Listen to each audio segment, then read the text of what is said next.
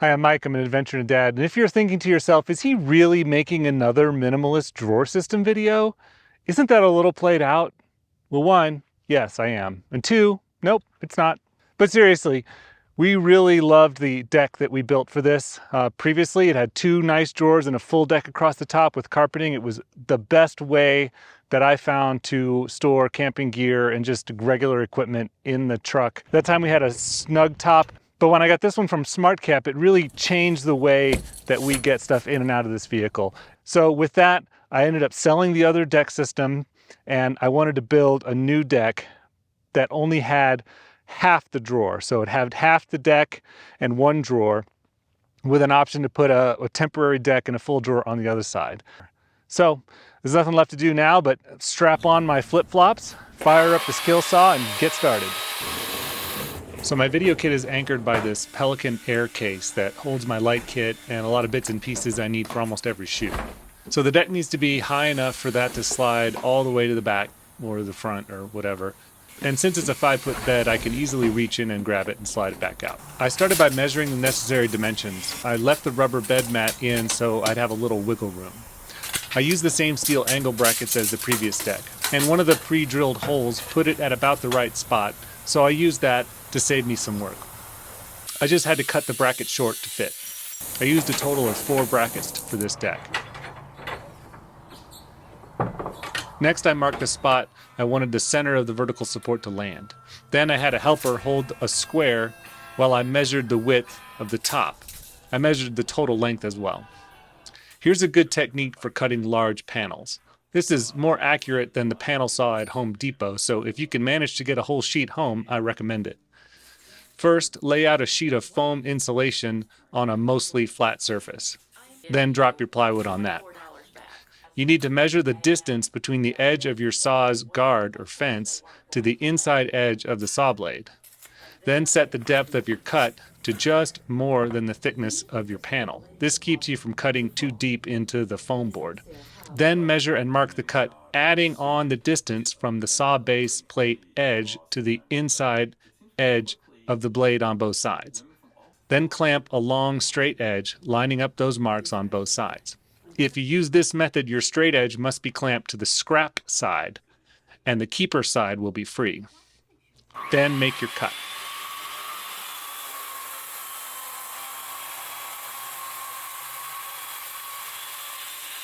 Then repeat all those steps for the second dimension you need for the piece.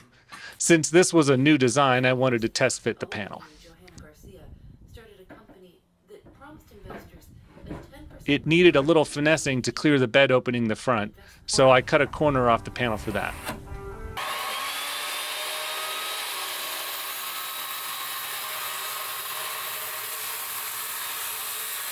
There's also a tie-down loop in the back, so I used a Forstner bit to make clearance for that. Another test fit and it was good to go. The brackets attach with T-nuts. I had to outsource this part of the job to save on labor costs.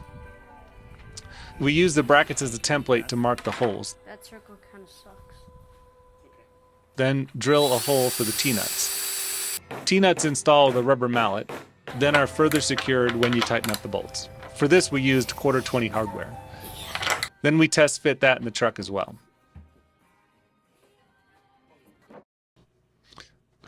To measure the height needed for the, hey, get out of the camera. To measure the height needed for the vertical support, we used a level, which you can't see, and a tape measure. Cutting smaller panels this way is just as easy as cutting the larger ones.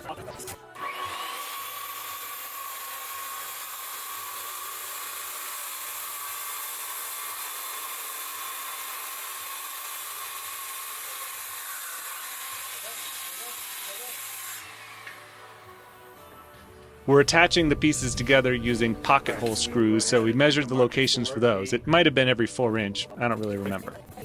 The Craig pocket hole jig makes this all really easy. I have the jig mounted to a piece of OSB so I can easily clamp it to a bench, or sawhorses in this case.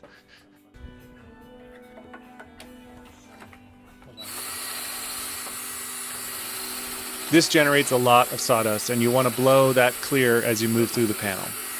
We pulled the deck back out of the truck, applied some glue to the edge, take and we're going to glue this edge. And clamp the panel using the Kreg clamp. I purposefully left a consistent overhang here before driving in all the screws. You don't want these too tight or they will tear out the wood. Then we used a flush cut bit on the router to take off that overhang. This is the only way I've been able to get a perfect corner with these pocket hole screw joints. Then take off all the sharp corners with the sander. Then the whole deck goes back in and gets bolted on down. I did want the ability to have a full deck though, so I cut another panel of 3/4 plywood. This gets mounted to the bed on the driver's side here.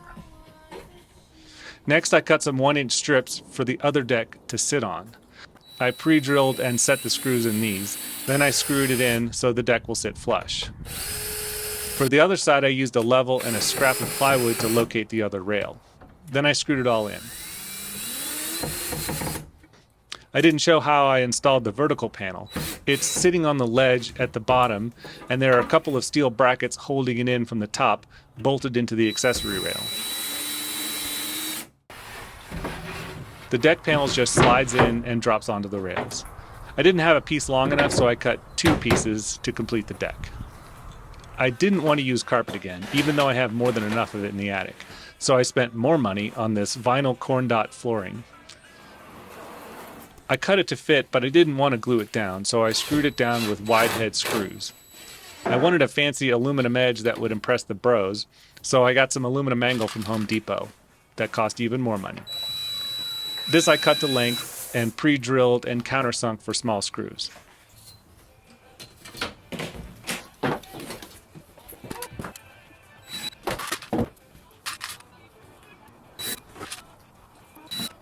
There was enough of the vinyl left to make a bed mat for the other side. So here's the result. As you can see, I've got a bunch of gear. It's not camera gear today, but I've got a bunch of gear under the deck and on top of the deck. And on the other side, I've got my bike.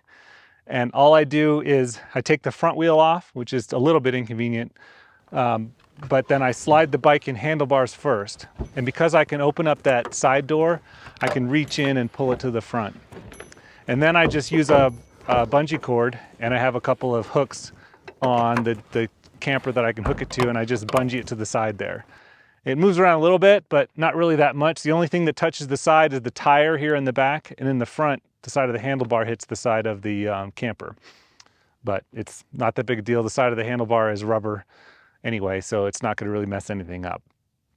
It's really, really convenient to have the bike inside the vehicle. Most of the time that I'm traveling with the bike, it's just my own bike.